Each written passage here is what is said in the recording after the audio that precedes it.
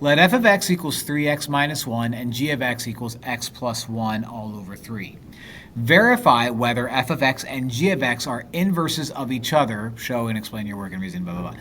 In order to show that these guys are inverses of each other, you need to find out f of g of x, and you need to find out g of f of x.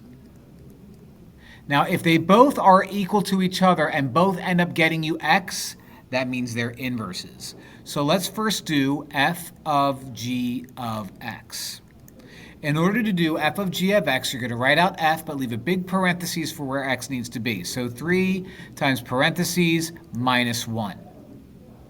Inside those parentheses, plug in g, x plus 1 over 3. And then we simplify.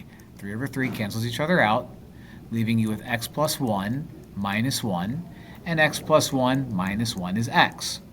So far, we're in great shape. Now I need to find out g of f of x. So I'm going to write out g, but leave a big parentheses where every x is, like that. Inside those parentheses, I'm going to plug in what I have for x, which is 3x minus 1. Drop the parentheses upstairs, you don't need them. 3x minus 1 plus 1 all over 3.